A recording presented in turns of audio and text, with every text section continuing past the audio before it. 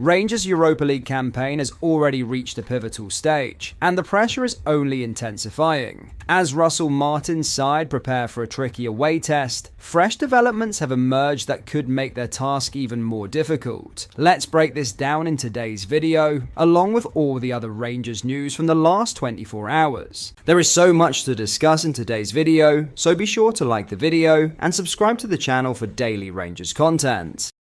But first, forgotten Rangers defender Clinton Nsiala has shared a social media update as he remains out of the picture at Ibrox. The centre-back, 21, has not featured for Rangers this season, with the club having been willing to sanction a temporary exit during the summer transfer window. Nsiala, signed from AC Milan, had been training with the under-19s during the summer, with contact between Dynamo Kiev and Rangers over a deal. However, it's understood that the player did not wish to move to the Ukrainian club, as he did not believe it was the correct next step in his career.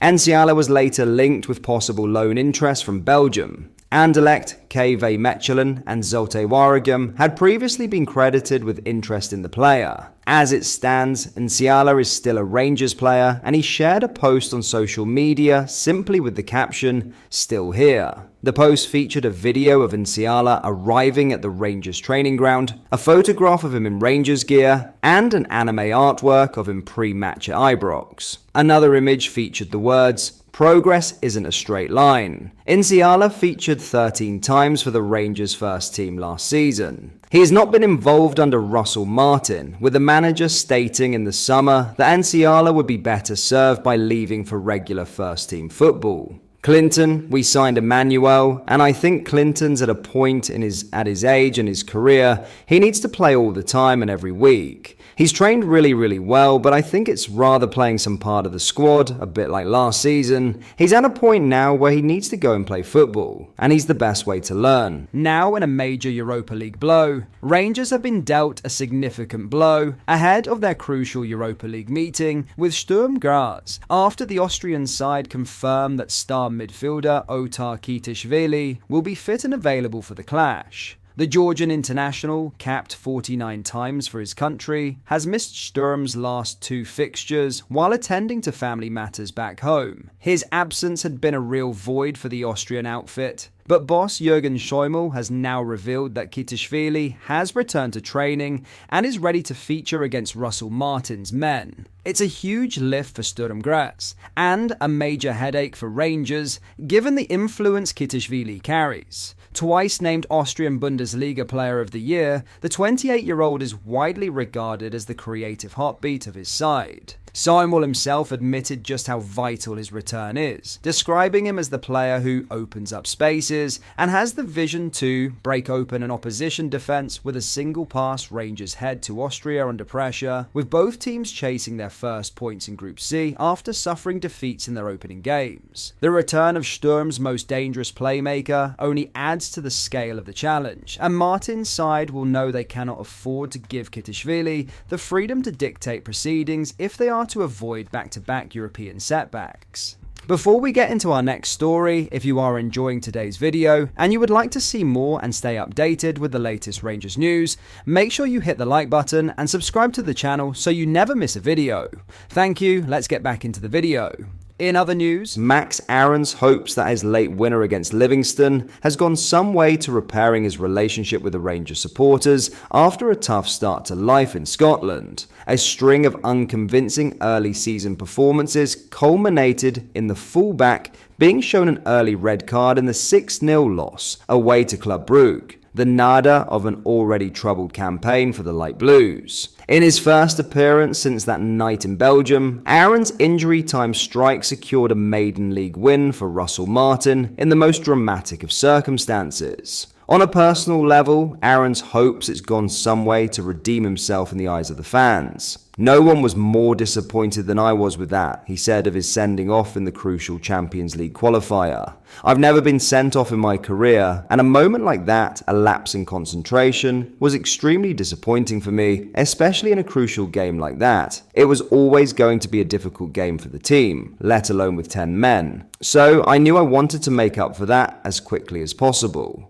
The first chance since that game was on the pitch today, so hopefully in a small way I've done that."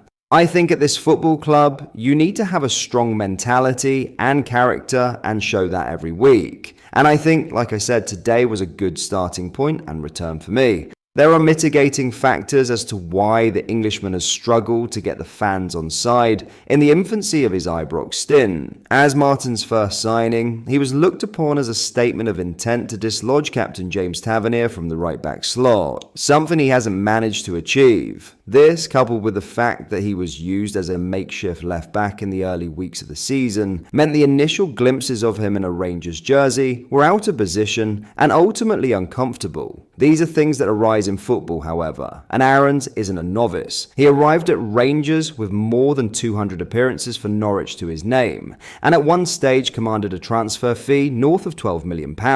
He even sampled one of the hottest atmospheres on the continent at the Nsiala in an, albeit unsuccessful, loan spell at La Liga giants Valencia. Rangers, though, are an altogether different prospect for the 25-year-old, who admitted that even the scale of the support in West Lothian was striking. He added, "No, it's different. It's different. I don't mean that in a bad way. I think it's just something that, in your first few games, you really realize it. And then it's about, overcoming that and showing that character to deal with that. I also think it's a privilege to have that support, coming here to an away stadium and having 3 stands. It felt like a home game. And then it's on us to reward them with that good performance for them to watch, but most importantly, a win. So I think the more we can do that now, and hopefully those wins are going to really push us forward and build a stronger relationship now with the group, the fans, everyone." As the defender's late winner hit the back of the net, there were scenes of bedlam from the bench to the stands in the home of the Setfair Arena.